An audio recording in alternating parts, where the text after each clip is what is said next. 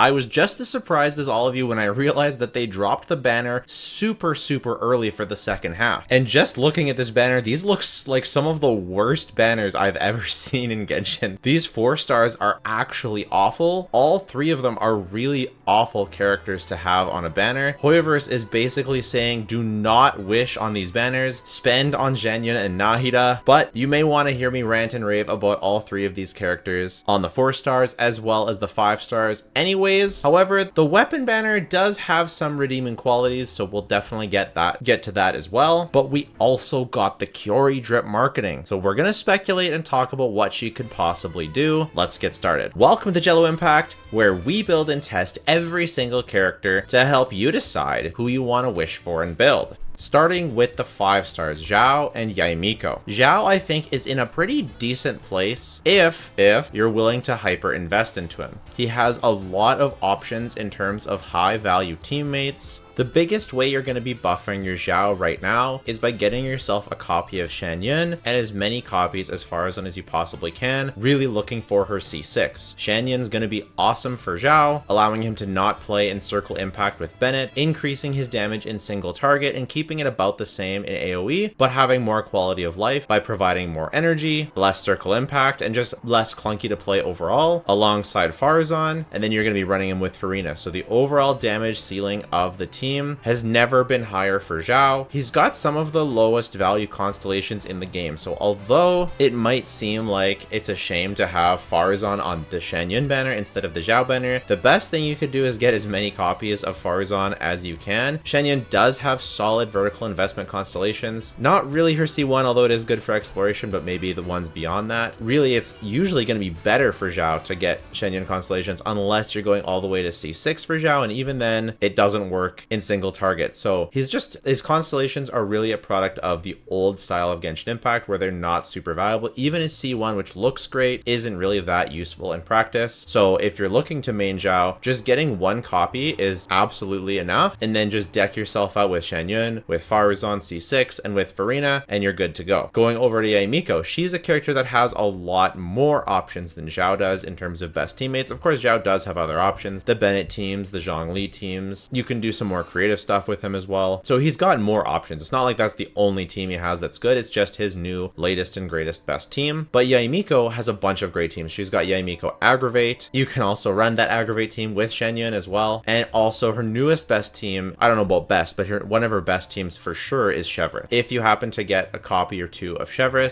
ideally C6, but it's still great even at C0. Yaemiko Chevron is an awesome duo. You can check out my Chevron guide if you want to know what options that has. I would say she's not like a super high value unit. She has solid value because she is an upgrade over other Aggravate teams. She is good in Chevron. She has some options for single target and some AoE. Chevron being her best single target team, Aggravate being her best AoE team, and she does have some nice overworld quality of life. She's one of the characters I like more in the overworld than a lot of others. Setting up her turrets, having them auto target, and if you're a new player, Yaemiko, at least for me, I found when I was a new player, she was a really nice character to have because even if you're not doing your optimal combos, you're not able to attack, just having her turrets auto target in the background is really useful for doing damage. Her burst has a great front load. She has some better constellations, but you do not want to be picking up constellations on this banner because now we're going to talk about the 4 stars, and oh boy, they're honestly maybe the very worst 4 stars I've ever seen on a banner. Of course, Xinyan is one of the worst characters in the game. I put her at the very lowest tier on my tier list. You can check out my tier list, by the way, if you want. It's the featured video on my channel. And Ningguang, I also put her in the lowest tier. She is better probably than that. She probably belongs in the tier above, but you have to put in a ton of investment to make her work, and she pretty much only works on teams with Navia, but she is a reasonable good character these days in that team specifically. Otherwise, she's pretty useless or underperforming. It's not that she's useless. Again, if you're playing in the overworld, I think Ningguang doing like solid, consistent, non-reaction, just consistent damage is good for a new player. Like, I recommend Ningguang as a solid carry scary for a new player. Just because she does that consistent damage, I think a lot of people just fighting in the overworld are going to really value just that consistent, solid damage that you don't need to do any complex setups for. She just does the thing. But once you get to endgame, she definitely falls off. Jin Yan is just basically,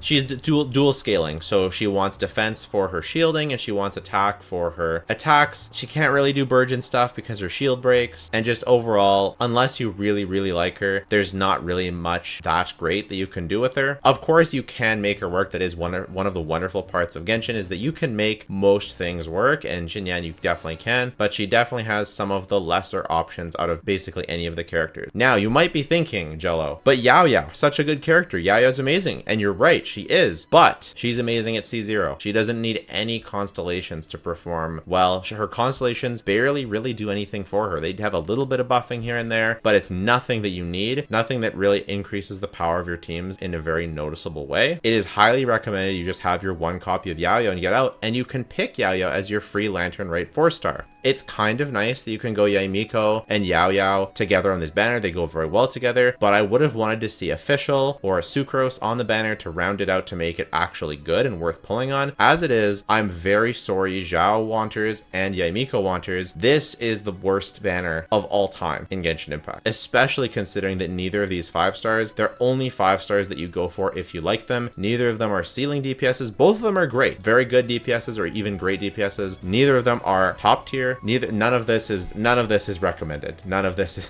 but again, I do highly recommend that you get the characters that you really want. I'm very wary to recommend building Pity, but if you're getting Zhao especially, building Pity to get copies of Farazan, like obviously you want to make sure that you get Zhao. If Zhao's your favorite character, you make sure that you get Zhao. I really don't want to see you build Pity on Farazan and then not be able to get your Zhao. That would be the worst thing in the world. I highly don't recommend that. But if you can, getting some Pity on this banner or the Nahida banner, because you can work towards C2, is going to be so much better. Getting Gaming constellations, he's so good when you get him to C4 and C6. Getting Farazan constellations are incredible. All of these characters, getting duplicates of them, getting any of them at all except for Yao Yao at C0 is pretty much just dead weight on your account, unless, of course, they are your mains. If they're your mains, and you might be happy to see them on the banner, but these are really like Hoyover saying, let's get rid of the bad 4-stars and move on to the next banner, because we've got Chiori coming soon, and I really want to talk about Chiori. We're going to talk about her at the end. Let's do over the weapons first. This weapon banner is one of the better weapon banners in a while, but the problem is that the Jadewing Spear, a lot of Zhao players are going to be building Marisha's Say Hunter on their Zhao because it's such a resin efficient artifact set. That's what I'll be doing for sure, and in which case the Jadewing Spear, it's going to be very hard to build. I'm not going to be able to build it. I'm going to have to use Staff of Homa, so I'm going to have to, this would be a completely worthless banner for me. Plus, a lot of you might have the Jadewing Spear already from the standard banner, so that's just really, really rough. Kagura's Verity is a great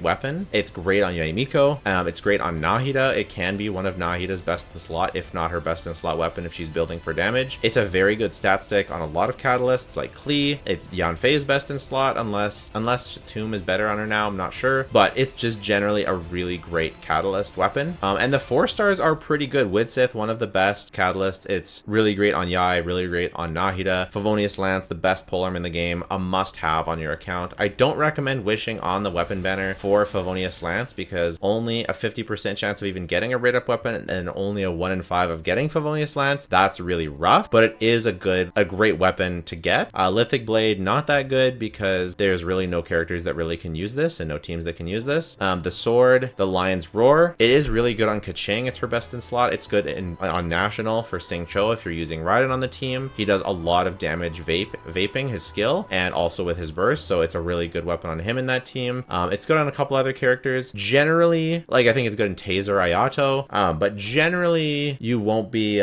using Lion's Roar. On most players' accounts, it can be good, but it's a very strong weapon when you can use it, but most people can't quite use it very well. But I do have this little beauty. How cool is that? That came with Kaching. That's awesome.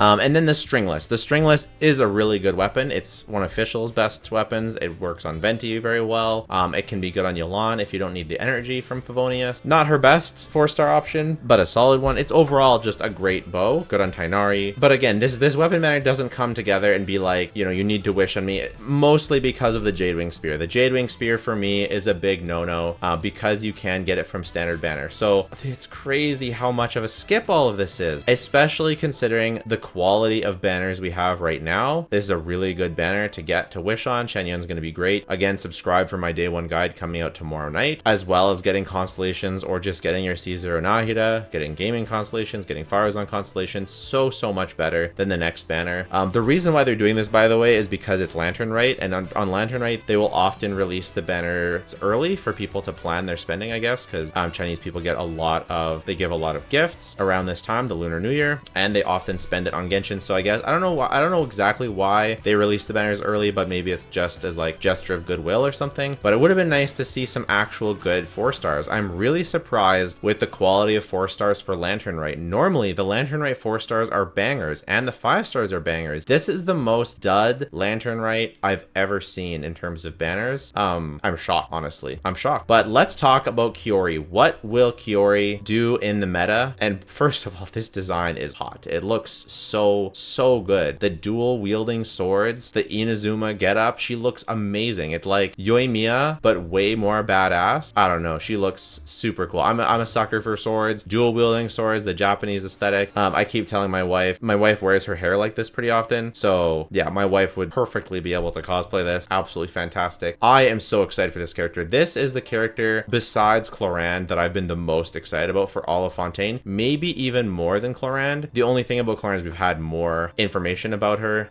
from like the story and stuff. But just in terms of pure design alone, this might be number one. We'll have to wait and see her model and stuff. Like, we have seen her model. We'll have to see her animations. But the question is, what will she actually do? A big part of me, I really want her to be an on-field DPS, but there's no way we get another on-field DPS right after getting Nahida. There's just no way. Or Navia, sorry. Also, I know some people have pointed this out, and I noticed this too. Her dual wielding blades, they go together to make scissors. That's the idea behind the dual wielding blades, and because she's a seamstress and stuff, so the scissors thing, really cool. I wouldn't be surprised at all if the dual wielding blades maybe go into scissors and they attack. I don't know what she could be.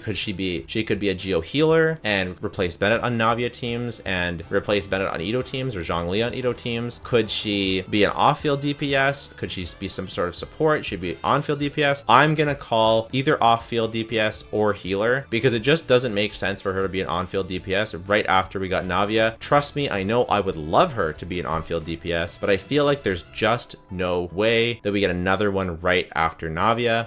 Let's see if we can get any information from this. On the busiest streets of Fontaine's quarters is Chiori Boutique. It may be unassumingly small. You'll notice that passerby often stop to peer in. People say that its boss Chiori hails from Inazuma, that she is direct as a bolt of lightning. They know what happens to those who insist on interfering with her business, having witnessed the fallout with their own eyes. There's a lot. We'll just skip through it a little bit. Obstinate, headstrong, and disobedient from a young age, even daring to forgo honorifics while addressing her elders. Overall, not a particularly positive picture. Her parents alone would let out a smile, saying that she just has a unique way of thinking and is single-mindedly devoted to the pursuit of her dreams. I definitely relate to that. Miss Chiori, may I ask, how did you manage to achieve such success? And what are the secrets to designing such wonderful clothes? Chiori began to put away her needles and thread as she stared coldly back at the journalist. I make whatever I wish to, however I wish to. How about you then? Are you planning to buy anything or not? Gotcha. So, does not care what you think, does her own thing. Respect to that for sure. I love the way she looks at you as well. Such confidence. And this pose is just incredible. I hope she's sick. I hope she's really sick and she's really strong. I can't wait to get her. I'm really excited. Let me know who you're going for. Make sure to subscribe for my day one Genuine guide tomorrow. It's gonna be sick. She is super fun. I'm testing her right now, but I can't say anything about her. I'm also testing Ga Ming right now, but I can't say anything about him. So subscribe, get ready, take care. Bye for now.